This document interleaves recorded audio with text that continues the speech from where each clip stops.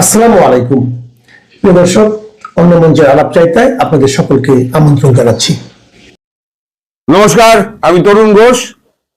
বাংলাদেশে ইউনূস সরকার একদম বেড়ে খেলছে, ক্রিজের মধ্যখানে এসে চার ছক্কা মারছে।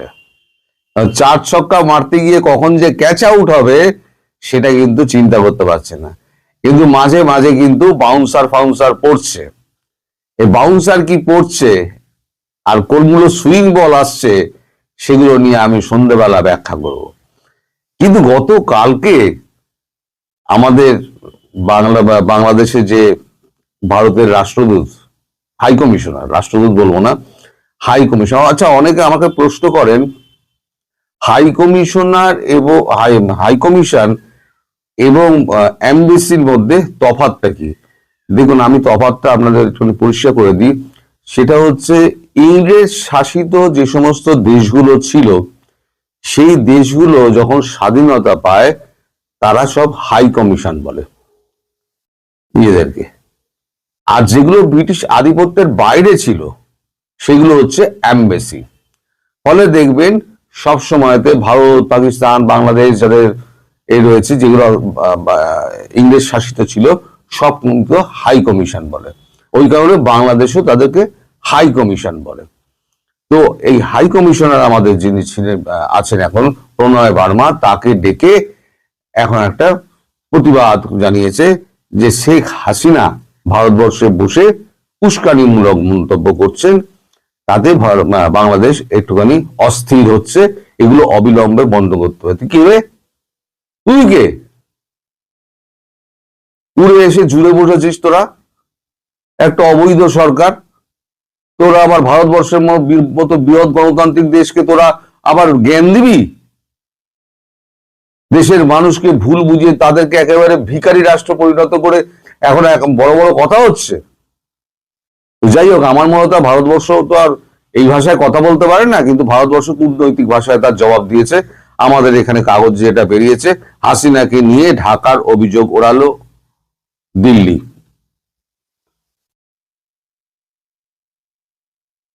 কি লিখেছে আমি আপনাদের, এতে তো লজ্জা শরম নেই। কূটনীতির ভাষাও বোঝে না, কূটনীতিতে জুতো মারা যায় সেটাও বোঝে না।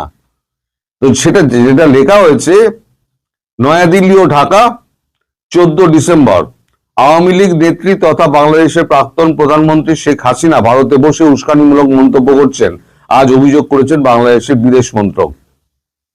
এই সব অভিযোগ নিয়ে বিদেশ মন্ত্রক ঢাকায় নিযুক্ত ভারতীয় হাইকমিশনার প্রণয় বার্মাকে তলব করেছিল। আজ বাংলাদেশের বিদেশ মন্ত্রক বিবৃতিতে বলেছে, ভারতে বসে শেখ হাসিনা যেভাবে সমর্থকদের নানা সন্ত্রাসমূলক কর্মকাণ্ডের নির্দেশ দিচ্ছেন, তা নিয়মিত উস্কানিমূলক মন্তব্য করছেন, তা বাংলাদেশের আইন শৃঙ্খলা পরিস্থিতি এবং গণতন্ত্রের পক্ষে বিপজ্জনক। তোদের গণতন্ত্রের নেই, তোরা গণতন্ত্র মারাচ্ছিস। পাল্টা জবাব দিতে গিয়ে সময় নেয়নি সাউথ ব্লক। ঢাকার অভিযোগ প্রত্যাখ্যান করে ভারতের বিদেশ মন্ত্রক বলেছে, বন্ধুপ্রতিম বাংলাদেশের স্বার্থবিরোধী কোনো কাজে ভারতীয় ভূখণ্ডকে ব্যবহার করতে দেওয়া হয় না। আমরা আশা করি বাংলাদেশের অন্তর্বর্তী সরকার আভ্যন্তরীণ আইন শৃঙ্খলা নিশ্চিত করবে, শান্তিপূর্ণ নির্বাচন এবং অবাধ এবং ইনক্লুসিভ নির্বাচনের জন্য প্রয়োজনীয় পদক্ষেপ করবে।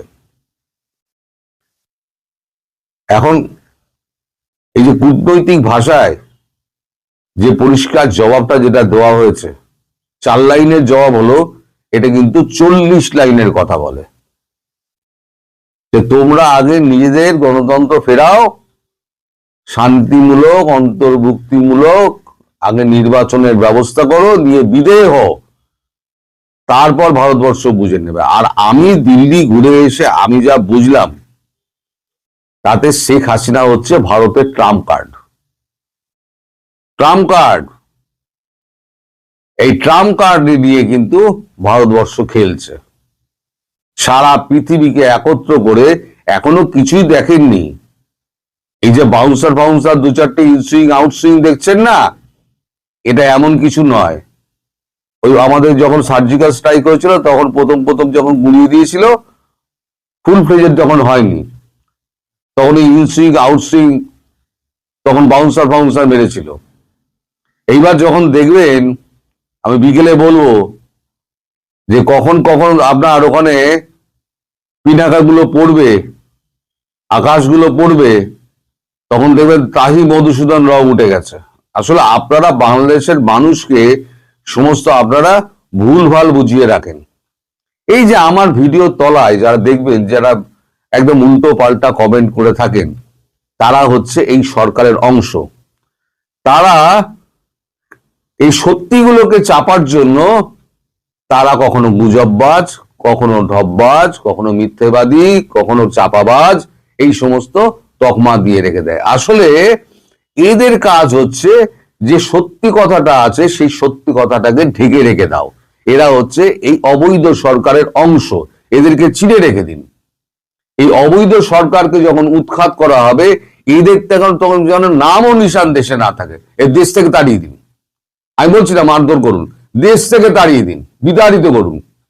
এরা থাকলে ভারতবর্ষ বাংলাদেশ কোনো দিন সুস্থির হবে না, বাংলাদেশের উন্নতি হবে না, বাংলাদেশ একটা সুশৃঙ্খল রাষ্ট্রে পরিণত হবে না, এবং বাংলাদেশের মানুষের দেশপ্রেম গড়ে উঠবে না। এরা বড় দেশপ্রেম গড়ে উঠতে দেবে না। এরা সব ইউনুস সরকারপন্থী, এবং সমস্ত চ্যানেলে গিয়ে আমি দেখি তো, প্রত্যেকটা চ্যানেলে এই একই দেখি, ওই এবিসিডি, তারপরে এক্স ওয়াই জেড, হ্যান ত্যান, এই সমস্ত নাম দিয়ে কেউ করবে না, নাম দিয়ে কেউ করে না, আর দিলেও হিন্দু নাম ব্যবহার করে। এরা এত বড় বদমাইশ এবং এত বড় ভীতু যে নিজেদের নামটাটুকু বলতে ভয় পায়। তো হারামজাদা, তোরা কি করবি? ভারতবর্ষের মতো একটা বৃহৎ দেশকে তোরা ওই শুধু চাপাবাজ আর ঢপবাজ বলে তোরা আটকে রাখতে পারবি? যেদিনকে চাপাবাজ ঢপবাজ যাদেরকে বলছিস, তারা যেদিনকে সত্য প্রমাণিত হয়ে যাবে, সেদিনকে তো অস্তিত্ব থাকবে না, অস্তিত্ব থাকবে না। আর সেটা খুব বেশি দূরে নয়। এই যে মধ্যিখানে আংলিবাজি করে যাচ্ছে না ইউনুস সরকার, আর আপনারা এই আংলিবাজির জবাবটাকে খুব শিগগির পাবেন। মানুষের সহ্য করার ক্ষমতা তো খুব অনেক অসীম নয়। ভারত একটা টাইম অব্দি সহ্য করেছে, এখনো কিছুটা হলেও সহ্য করছে। এর মধ্যে টাকা পয়সা যা দিচ্ছেন তার মধ্যে কিছু চাল ডাল আপনার কাছে যাচ্ছে, সেটা হচ্ছে কি বাংলাদেশের বৃহৎ অংশ মানুষের কথা ভেবে, এই আপনাদের কথা ভেবে না। আপনারা যদি ভুকা মরে যান, ভারতবর্ষে কিচ্ছু যায় আসে না, আমার তো কিছু যায় আসে না। আমি তো দুহাত তুলে নাচবো, পিকনিক করতে যাবো। আর একটা, এই আপনাদের মতো মানুষেরা যারা এই কমেন্টে লেখেন, তারা হচ্ছেন সব ইউনুস সরকারের দলে নাম লেখানো। তা আপনারা যদি নিকেশ হয়ে যান, তাহলে আমার থেকে খুশি আর কিছু কেউ হবে না। আপনাদের সময় আসছে খুব শিগগির, আমি সেটা বিকেলবেলাতে বলবো। তবে এই যে বেড়ে খেলার, ইউনুসের বেড়ে খেলার যে আমি এটা দেখছি, প্রবণতা দেখছি, সেই বেড়ে খেলা কিন্তু শেষ হয়ে যাবে। আর একটা খবর আমি নিশ্চিত আপনাদের করে দিতে পারি, যে ইউনুস পালাতে পারবে না। এদিক ওদিক ফাঁক ফোকর দিয়ে কেউ হয়তো পালিয়ে টালিয়ে গেল, কিন্তু ইউনুসকে কোনো ছাড় দেওয়া হবে না, এটা আমি আপনাদেরকে নিশ্চিত করছি। আমি দিল্লি 3 দিন ঘুরে এসে বিভিন্ন দপ্তরে আমি ঘুরে যা খবরটা পেয়েছি, যা ইঙ্গিতটা পেয়েছি, ইউনুস ছাড় পাবে না। ইউনুসের মতো একটা আন্তর্জাতিক অপরাধী, তাকে ভারতবর্ষ কখনো ছেড়ে দেবে না। তাকে শেখ হাসিনার হাতে তুলে দেওয়া হবে, তিনি প্রধানমন্ত্রী হিসেবেই ফিরবেন। ফিরে তিনি ওই নির্বাচনে যাওয়ার আগে তিনি একটা লম্বা একটা কেস ফাইল তৈরি করে ওনার বিরুদ্ধে যত মামলা আছে, ইনক্লুডিং 666 কোটি টাকা যেটা উনি মুকুব করেছেন, সেগুলো, যত মানব পাচার থেকে আরম্ভ করে যত সমস্ত উনি লাইসেন্স করিয়েছেন, সেগুলো, ওনার যত টাকা আছে সমস্ত বাজেয়াপ্ত হয়ে যাবে, সমস্ত বাজেয়াপ্ত হয়ে যাবে। আর একটা কথা জেনে রাখুন ইউনুস, আপনি যেমন 32 নম্বর আপনি ভেঙেছিলেন না, আপনার গ্রামীণ ব্যাংকের একটা ইটও থাকবে না। যত বিল্ডিং আছে সারা বাংলাদেশে একটা ইটও থাকবে না আপনার, এটাও আপনি জেনে রেখে দিন। আপনি খালি হাতে এসেছিলেন, ল্যাংটো হয়ে এসেছিলেন, ওই ল্যাংটো হয়ে যাবেন। আপনার পরবর্তী প্রজন্মের জন্য একটা পয়সাও রেখে যেতে পারবেন না, সমস্যাটা আপনার জলাঞ্জলি যাবে। আর যেটুকু সুনাম কুড়িয়েছিলেন, ওই সুনামটুকু দুর্নামে পরিণত করে আপনি পৃথিবী থেকে বিদায় নেবেন, এটা নিশ্চিত। আর আপনার মৃত্যু হবে অত্যন্ত করুণ, এবং একেবারে কঠোরতম করুণ। আমার কথা আজকে লিখে রেখে দিন। এই কথা যদি আপনার কাছে পৌঁছায়, আপনি লিখে রেখে দিন, আপনার মৃত্যু ঘনিয়ে আসছে এবং সেটা করুণতর পরিণতির ভিত্তিতে। সবাই ভালো থাকবেন, সুস্থ থাকবেন এবং সাবধানে থাকবেন। সন্ধ্যের ভিডিওর জন্য অপেক্ষা করুন, আপনার জন্য নতুন অনেক চমক থাকবে। নমস্কার। প্রিয় দর্শক, সাজ্জাদ কাদিরের শুভেচ্ছা নিন। এই মুহূর্তে আপনাদের সামনে কথা বলতে এসে যুক্তরাষ্ট্রে ভারতের সাথে সম্পর্ক উন্নয়নের চাপ বাড়ছে। কদিন আগে মার্কিন প্রেসিডেন্ট ট্রাম্পের চরম অযোগ্যতার কারণে ভারত রাশিয়া পরস্পরের আরো কাছাকাছি চলে এসেছে বলে মন্তব্য করেছিলেন যুক্তরাষ্ট্রের প্রতিরক্ষা দপ্তর পেন্টাগনের সাবেক কর্মকর্তা মাইকেল রুবিন। তিনি বলেছিলেন, এই কারণে রুশ প্রেসিডেন্ট ভ্লাদিমির পুতিন ইতোমধ্যে নয়াদিল্লিকে জ্বালানির নিরবিচ্ছিন্ন সরবরাহের প্রতিশ্রুতি দিয়েছেন। এটি পুতিন যখন ভারত সফর করেন তখন রুবিন এই মন্তব্যটি করেছিলেন। মার্কিন যুক্তরাষ্ট্র আসলে বিশেষ করে এই যে রাশিয়া ইউক্রেন যুদ্ধ থামাবে না। গতকাল মার্কিন আইনসভার নিম্নকক্ষ হাউস অফ রিপ্রেজেন্টেটিভসে একটি বিল উঠেছে, মার্কিন সামরিক বিল। রেকর্ড মার্কিন যুক্তরাষ্ট্রের ইতিহাসে $901 বিলিয়ন বিলটা পাশ হয়েছে এবং এটা পরবর্তীতে উচ্চকক্ষে পাঠানো হবে। এই বিলে খুব বিশেষ করে রাশিয়া ইউক্রেন যুদ্ধ প্রসঙ্গে যদি বলি, যে এই বিলে একটি বাজেট রাখা হয়েছে যে রাশিয়াকে প্রতিহত করতে ইউক্রেনকে আগামী 2 বছর $400 মিলিয়ন সাময়িক সহায়তা দেওয়া হবে। অথচ দেখুন, অন্যদিকে ডোনাল্ড ট্রাম্প ভারতকে অভিযুক্ত করে যে ভারত রাশিয়ার যুদ্ধ অর্থ যোগান দেয়, বিশেষ করে রাশিয়ান তেল ক্রয়ের মাধ্যমে। এই যে রুবিন, মার্কিন প্রতিরক্ষা কর্মকর্তা রুবিন যথার্থই বলেছেন যে আসলে ট্রাম্পের অযোগ্যতার কারণেই ভারতকে হারাচ্ছে। ঠিক একই ঘটনা ঘটেছে গতকালকে আরেকটি মার্কিন আইনসভায়। প্রধানমন্ত্রী নরেন্দ্র মোদী এবং রুশ প্রেসিডেন্ট ভ্লাদিমির পুতিনের ছবি নিয়ে দীর্ঘ আলোচনা হয়েছে গতকাল হাউস অফ রিপ্রেজেন্টেটিভসে। এই ছবি দেখে মার্কিন আইনসভার ডেমোক্র্যাট সদস্য সিডনি কামলাগের ডাপ প্রেসিডেন্ট ডোনাল্ড ট্রাম্পের নীতি নিয়ে প্রশ্ন তোলেন। তিনি দাবি করেন, ভারতের মতো বন্ধুকে কার্যত শত্রু দেশের ঘনিষ্ঠ হতে বাধ্য করা হচ্ছে।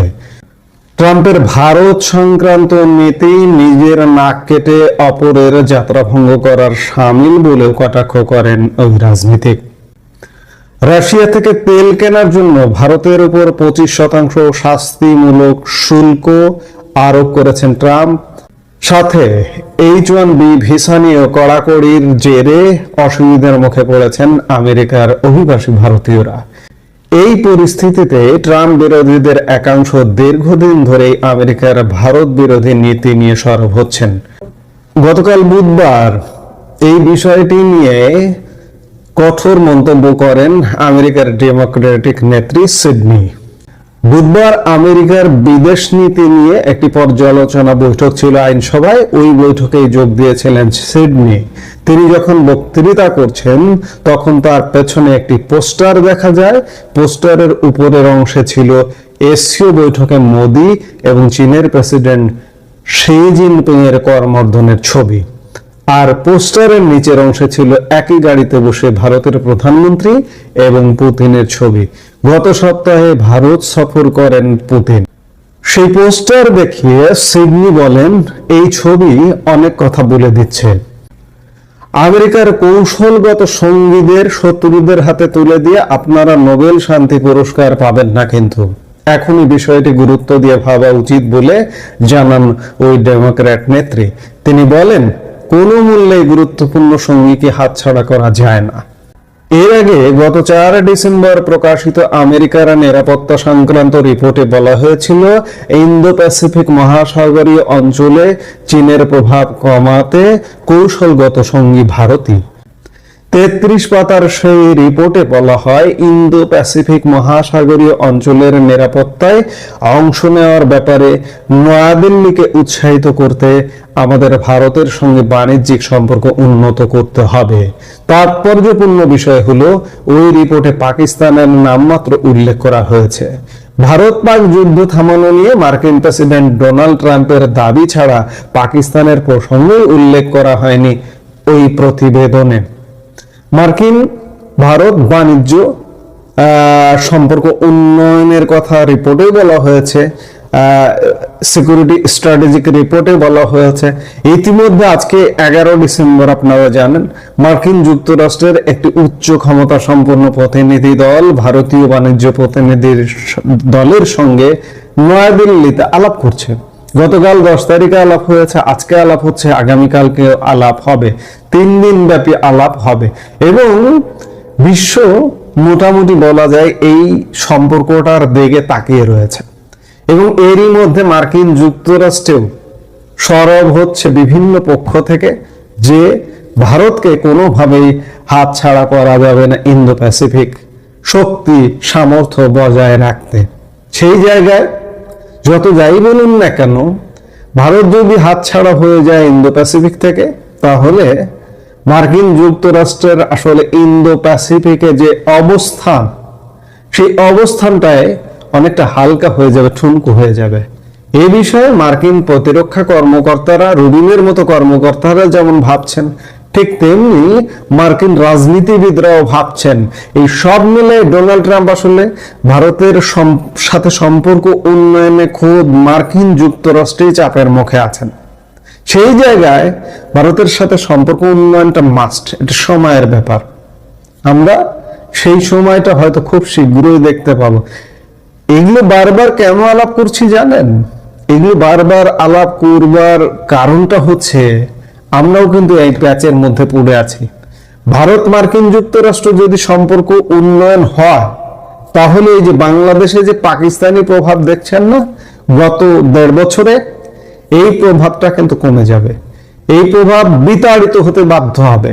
মার্কিন যুক্তরাষ্ট্র বলা যায় যে ভারতকেই বলবে, ভারতকেই ছেড়ে দিবে, তোমরা তোমাদের মতো স্ট্র্যাটেজি সাজাও, এবং মার্কিন যুক্তরাষ্ট্র তাতে পিছন থেকে সহযোগিতা করবে। এই জন্যই ভারত মার্কিন যুক্তরাষ্ট্র সম্পর্ক উন্নয়নটা আমাদের জন্য অনেক বেশি গুরুত্বপূর্ণ। এখন দেখার বিষয় যে সেটি কত দ্রুত হচ্ছে। যত দ্রুত হবে তত দ্রুত আমাদের জন্য মঙ্গল। আমরা অধীর আগ্রহে অপেক্ষায় আছি। এই মুহূর্তে এ পর্যন্ত। সবাই ভালো থাকুন, সুস্থ থাকুন।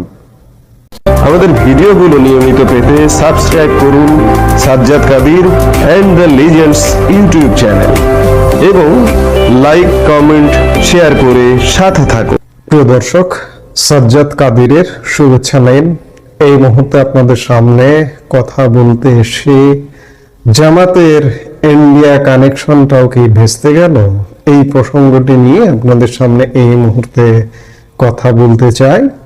গত 1.5 বছরে বাংলাদেশ জামাতে ইসলামী সবচেয়ে বেনিফিশিয়ারি রাজনৈতিক দল বাংলাদেশের। জনসমর্থনে সংক্ষিপ্ত, ছোট, কিন্তু সুযোগ সুবিধার জায়গায় সবচেয়ে বেশি সুবিধা ভোগ করছে জামাত। তথাকথিত জুলাই আগস্টের ছাত্র আন্দোলন, কোটা, চাকরিতে কোটা, কোটার দাবিতে আন্দোলন, তারপরে সরকার পতনের আন্দোলন, পতন ঘটিয়ে আওয়ামী লীগ বিদায়। যারা সরকার পতন ঘটিয়েছে, এই যে এনসিপি কিন্তু একটা নির্বাচন হওয়ার আগেই প্রায় বিলুপ্তির পথে। তারা একটি আসনে সংসদে যেতে পারবে না, অবস্থাটা এমন দাঁড়িয়েছে। সেই জায়গায় সব বেনিফিটটা বিএনপি নিতে পারেনি, এনসিপি নিতে পারেনি, বেনিফিটটা নিচ্ছে জামাত। আপনারা জানেন যে গতকালকে 13শ জাতীয় সংসদ নির্বাচনের তফসিল ঘোষণা করা হয়েছে এবং সরকার একান্তভাবে চাইছে যে একটা নির্বাচন দিয়ে জামাতের হাতে ক্ষমতা হস্তান্তর করে একটা নিরাপদ প্রস্থান করতে। আর জামাতও চাইছে, জামাত ইতিমধ্যে বুঝে গেছে পুরো মাঠ তাদের দখলে, পুরো মাঠ নিয়ন্ত্রণে, যার দরুন তারাও চাইছে এখন নির্বাচনটা হয়ে যাক। এবং জামাত কতটা কৌশলী, তারা ভারতকে হাত করবার সব কলা কৌশল রপ্ত করেছে গত 1.5 বছরে।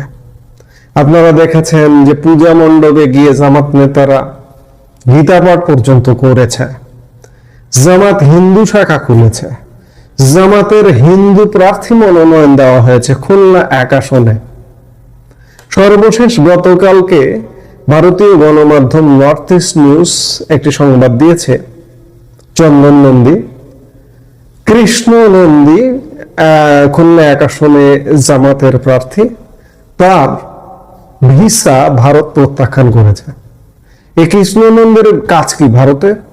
ভারতের সাথে নেগোসিয়েট করা, এবং ভারতের সাথে নেগোসিয়েট করার জন্য দেওবন্দের হুজুরদের সাথে জামাত তাদের সমমনা দলগুলোর যে দেওবন্দের হুজুররা আছে তাদের দলে অনেকে দেওবন্দে পড়াশোনা করেছেন, তাদের শিক্ষক আছে, তাদের বন্ধু বান্ধব আছে, তাদের দিয়ে ভারতে একটা নেগোসিয়েট করার ব্যাপক চেষ্টা চালিয়ে এসে গত 1.5 বছর যাবত।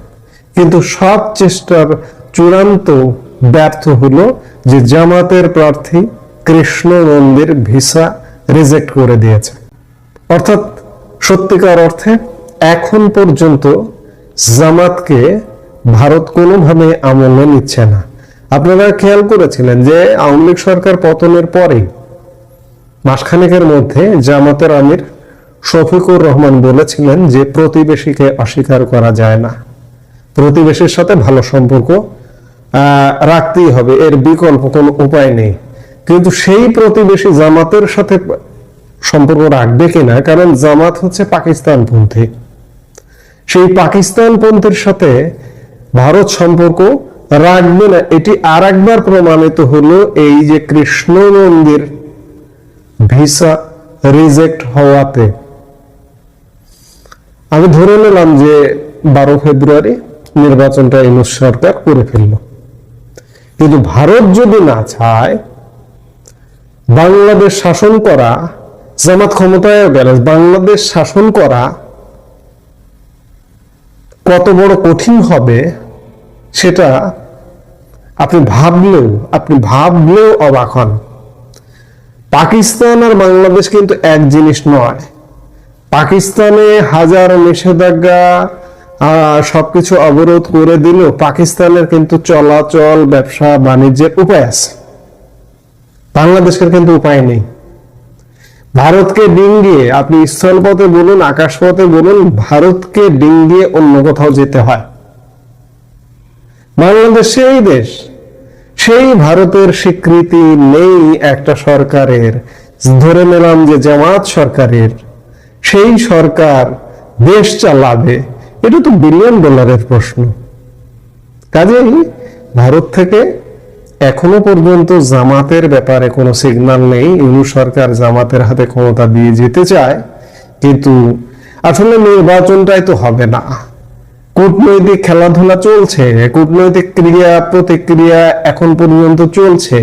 আমাদের কূটনীতি নির্বাচনটাকে হয়তো ঠেকে দিবে শেষ পর্যন্ত, কিংবা ঠেকে দিল না, নির্বাচনটা হয়ে গেল।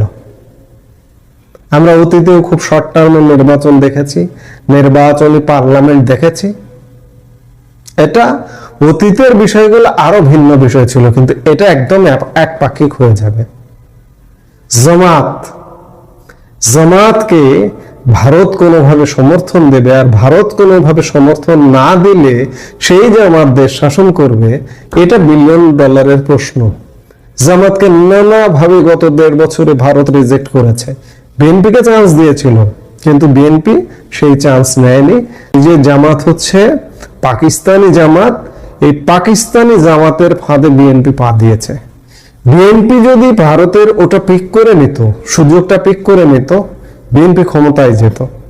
কিন্তু বিএনপি ক্ষমতায় যাওয়া খুব কঠিন করে ফেলেছে, ভারতের সাথে সম্পর্ক তৈরি করেনি।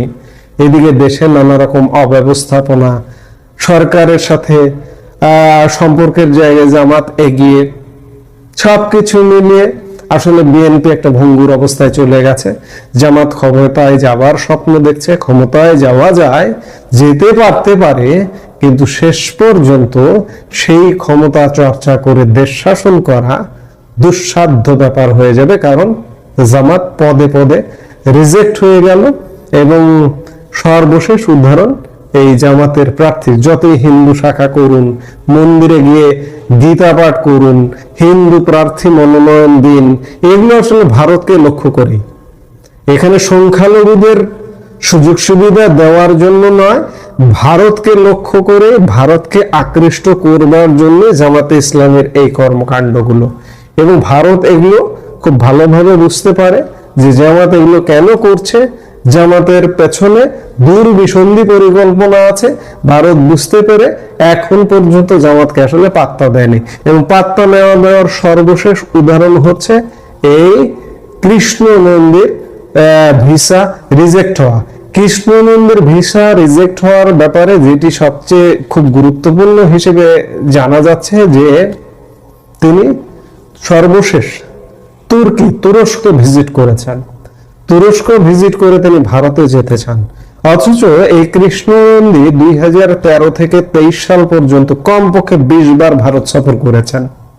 আজকে জামাতে যোগ দেওয়ার কারণে, জামাতে প্রার্থী হওয়ার কারণে, কিংবা প্রার্থী ঘোষণা হলো সেদিন, কিন্তু কৃষ্ণ মন্দির ভিসা আরো কয়েক মাস আগে রিজেক্ট হয়েছে। কৃষ্ণ মন্দির ভারতের কাছে গত কয়েক মাস যাবতই, গত জুলাই মাসে তার ভিসা রিজেক্ট হয়েছে। গত কয়েক মাস যাবতই তিনি ভারতের কাছে একটি সন্দেহজনক চরিত্র, যার দরুন তার ভিসা রিজেক্ট হয়েছে। এবং জামাত আশা করেছিল যে হিন্দু মানুষজনকে ধরে, দেওবন্দ হুজুরদের ধরে ভারতের সঙ্গে নেগোশিয়েট করবে, কিন্তু সেই আশায় জামাতের গুণে বাড়লি, অর্থাৎ ভারতীয় সিগন্যাল জামাত পেল না। নির্বাচন হবে না, নির্বাচন করলেও করতে পারলেও দেশ শাসন করতে পারবে না। ভারতকে বাদ দিয়ে বাংলাদেশি বাঙালিরা মনে করে যে ভারতকে বাদ দিয়ে চলবে। একটু চারিদিকে চোখ কান খোলা রেখে একটু ঘুরে আসুন, বাংলাদেশের চারপাশ দিয়ে একটু ঘুরে আসুন, দেখে আসুন যে ভারতকে বাদ দিয়ে অন্তত পক্ষে বাংলাদেশের মতো দেশের এক পা চলা সম্ভব না। নানা রকম মেডিসিন আছে ভারতের কাছে, সেই মেডিসিনের একটা একটা করে প্রয়োগ করতে ধরলে টিকতে পারবেন না। কাজেই জামাত যে স্বপ্ন দেখছে, সেই স্বপ্ন পূরণ হবে না। এই মুহূর্তে এ পর্যন্ত। সবাই ভালো থাকুন, সুস্থ থাকুন। আমাদের ভিডিওগুলো নিয়মিত পেতে সাবস্ক্রাইব করুন Sajjad Kadir and the legends YouTube channel এবং লাইক, কমেন্ট, শেয়ার করে সাথে থাকুন।